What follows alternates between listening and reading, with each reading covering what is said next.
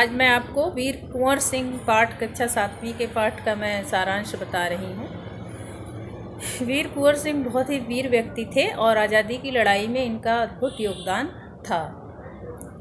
और जो पाठ में आपको इनके जीवन के बारे में बताया गया है कि बचपन में इनके बारे में बहुत अधिक जानकारी तो नहीं मिलती है, लेकिन ऐसा बताया जाता है कि 1782 में इनका शाहाबाद ज़िले में, जो कि बिहार में पड़ता है, वहाँ जन्म हुआ था। और इनके पिता का नाम साहबजादा था और माता का नाम पंचरतन कुंवर था।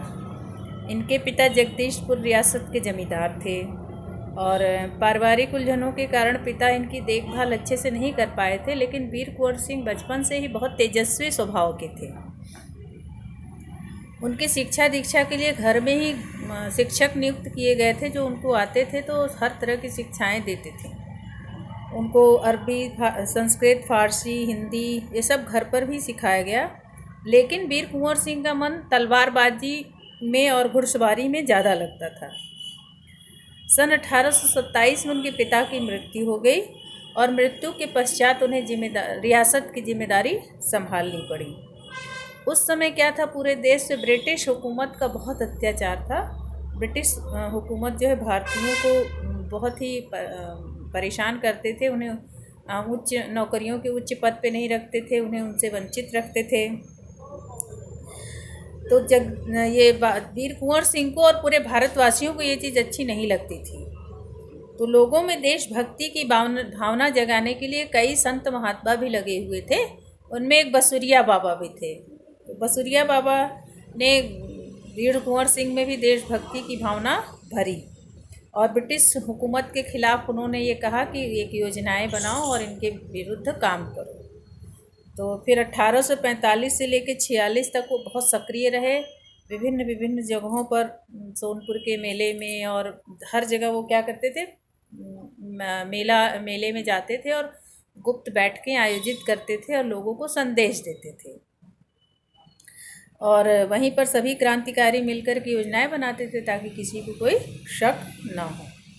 इसी दौरान 1857 में आज़ादी की लड़ाई का विद्रोह छिड़ गया और बैरकपुर से शुरू हुआ, ठीक है, जिसमें प्रमुख सेनानी कौन थे? नाना साहब, तात्या टोपे, बख्त खान, नजीमुल्ला खान, रानी लक्ष्मीबाई, बेगम हजरत महल, कुंवर सिंह, मौलवी अहमदुल्ला, बहादुर खान और राव तुलाराम। 1857 में बैरकपुर से जो आज़ादी की लड़ाई प्रारंभ हुई थी, उस बगावत को प्रारंभ करने वाले कौन थे?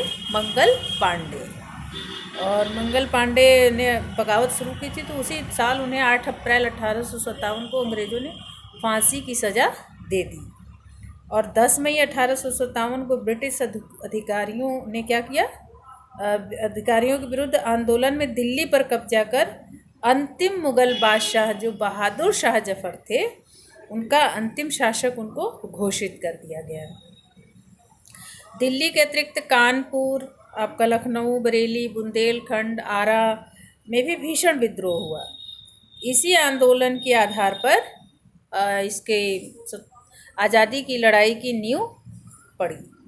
अब आगे देखो, जो वयोवृद्ध व्यक्ति थे वीर कुंवर सिंह, इन्होंने ब्रिटिश शासकों के खिलाफ बहुत ही बहादुरी से युद्ध किया था। 27 जुलाई 1857 में क्या हुआ कि कुंवर सिंह ने आरा पर विजय प्राप्त कर ली और उन्हें फौजी सलामी दी। सिपाहियों ने उन्हें फौजी सलामी दी। आरा क्रांति का महत्वपूर्ण केंद्र बन गया था और लेकिन सैनिकों में अनुशासन की कमी, स्थानीय जमींदारों का सहयोग ना मिलना और फिर आधुनिकतम शस्त्रों की कमी के कारण जो था, जगदीशपुर का पतन नहीं रोका जा सका। मतलब व्यवस्थाएं सही नहीं हो पाई, इसलिए उनका जो कार्य था, प्रयास था, वो सफल नहीं हो पा रहा था। और लेकिन उनका आत्मबल नहीं टूटा, वे निरंतर लगे रहे।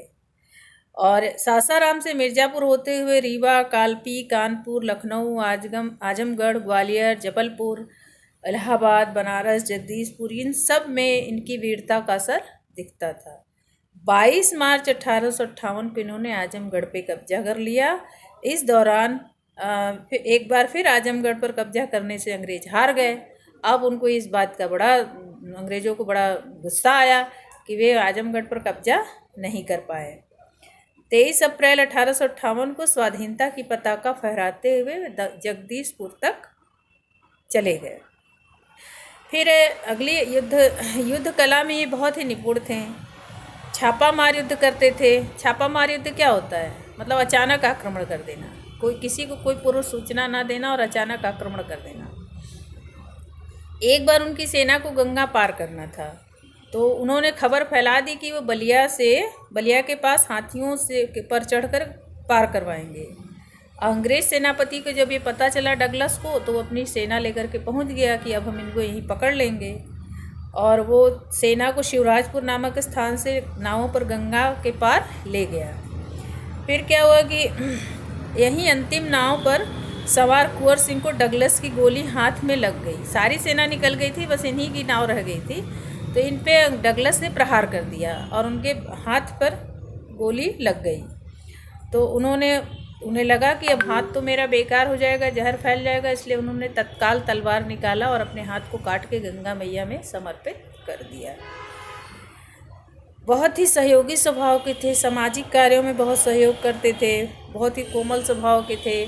स्कूल बनवाना, पाठशाला बनवाना, स्कूलों के लिए ज़मीन देना, निर्धनों की सहायता करना, सड़क निर्माण करवाना, जलपूर्ति हेतु कुएं खुदवाना और तालाब बनवाना, ये सब बहुत काम करवाते थे। और बहुत सहयोगी स्वभाव के भी थे। हिंदू मुसलमान की एकता को प्राथमिकता देते थे। अपनी सभा में, अपनी सेना में हिंदू और मुसलमान दोनों को समान अधिकार देते थे। उनके लिए कोई पद किसी विशेष जाति वर्ग के लिए नहीं था। सभी उच्च पदों पर आसीन थे। इनकी मृत्यु 23 अप्रैल सन 1858 को हो गई। और जब कुंवर सिंह ने विजय पताका जगदीशपुर में फहरा दी, लेकिन इसका आनंद ज़्यादा दिन नहीं उठा पाए और इनकी मृत्यु हो गई। इसी दिन विजय उत्सव मनाते हुए लोगों ने यूनियन जैक यानी अंग्रेज़ों का झंडा उतार दिया।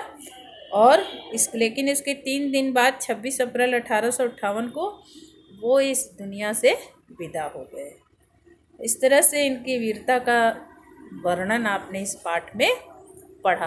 वीर कुंवर सिंह की वीरता का वर्णन।